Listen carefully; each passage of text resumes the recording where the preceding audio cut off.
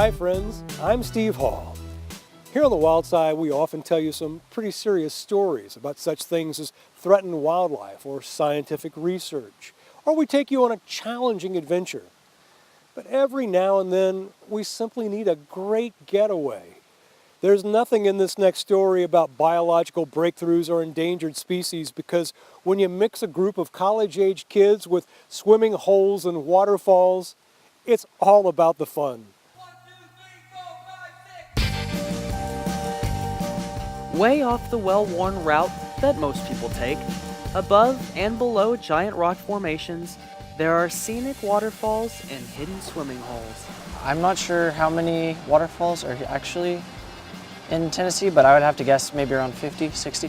Actually, there are hundreds, and more than 80 of them are inside Tennessee state parks. The main gorge out there is called Cane Creek Gorge, and Fall Creek is a little tributary coming in. Fall Creek Falls is by far the most popular, so it was our first stop on this guided tour. I was like, yes, I want to go, because personally I've never seen a waterfall before in person. And when you haven't ever seen one, a great place to start is watching a 256-foot freefall as it plunges to the bottom of the gorge and collects in a pool that surprisingly is only about waist deep. And the reason is this falls is so high and the water flow is usually not that great. So the water falling off the falls will start to turn into a mist before it hits the bottom. Our visit coincides with what is considered low flow at Fall Creek Falls. So we take a couple of pictures and prepare to see something none of us have ever seen before. We have so many, it's a shame just to see one and think you're done. We have a bunch, and seeing different ones will grow the appreciation of those beauty spots. The only catch to some of Tennessee's most scenic locations is how you have to go in order to get there. Your shifting level is a lot. So it's challenging from going from it's rocky at one point, next point it has a lot of roots, and then it's just straight downhill. I was up for the challenge no matter how far we were going to have to walk. I was ready. The trail was a lot more challenging than I anticipated. I'm used to walking on easy trails, and this was way more challenging than that. We are walking inside the borders of South Cumberland State Park, and more specifically, the Savage Gulf Natural Area. State naturalist Randy Hedgepath agreed to guide us on this getaway in exchange for leading us to his favorite waterfall. Since he knows them all, his knowledge is our advantage. There used to be a road right there that people would come in with their horses and carts and wagons with their grain, corn or wheat. And right above the big falls, there's an upper falls, and there was a grist mill located using the water power. And people would come down into this gulf to get their grain ground up for cornmeal and flour. He was extremely informative. Any question we had, he had an answer right off the bat. And there's a little yellow flower here called the St. Andrew's cross. I loved him. You know, if we saw any type of plant, he knew exactly what it was, what it was for, if it was, could be used for medicine. He had every answer under the sun.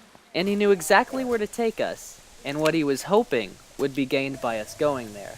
The things that I showed them I thought were neat, cool, and if I think it's that way, maybe they will too.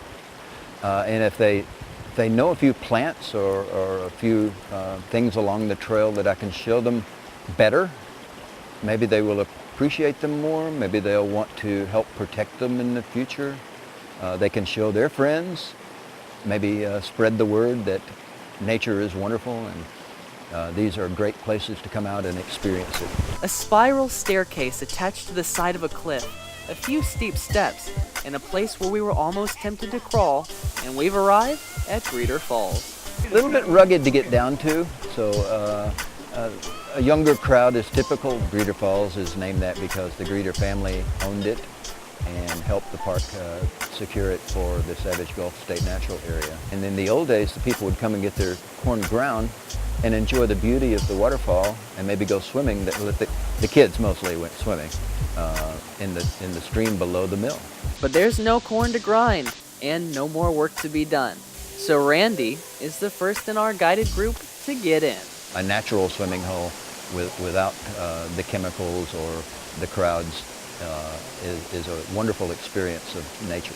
We were just as anxious to get in, even though it actually took us a little longer. Okay, so you started out, there's like a lot of rocks surrounding it, so you have to use those to get in, and that's a little intimidating because they're slick, they're wet from the water, and you just have to like balance well.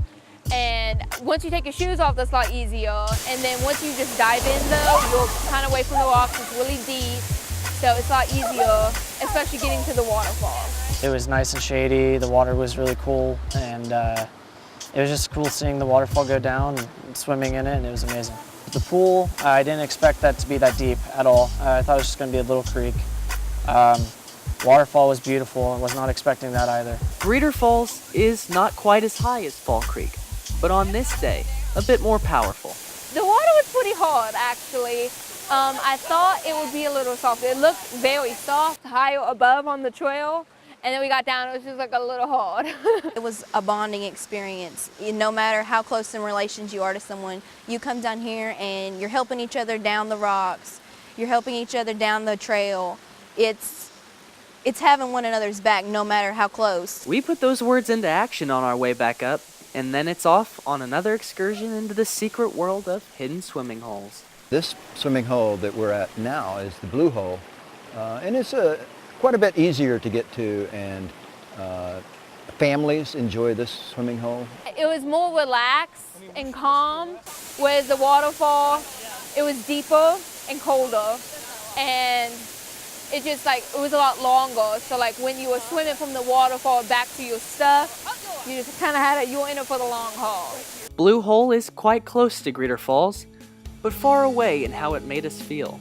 It was definitely my favorite. I was just, laying down, having a good time, just soaking it all in. The difficulty of getting down to some of the waterfalls makes them more popular for high school and college students. Water holes such as this are popular for families and guided tours 40 to 60. Retirees have the time to go out and do multi-day trips like that, and maybe the disposable income to do it as well. It is a fee program.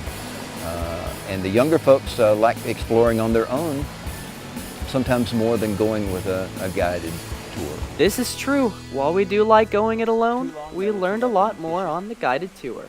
Our generation's so like wrapped up in the technology and, oh, he Twitter this and Instagram this, when we need to sit back and realize what's in front of us, because even though technology is so like important in our lives and like work and everything, there's still all this out here to be seen, and you can't see it from a computer screen, and you can't see it through Instagram. You gotta come out and you gotta experience it for yourself.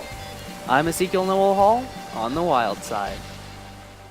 There are so many different opportunities to experience the well-known as well as the hidden waterfalls all across the state. You can dive right into our website, wildsidetv.com, to find a steady stream of information.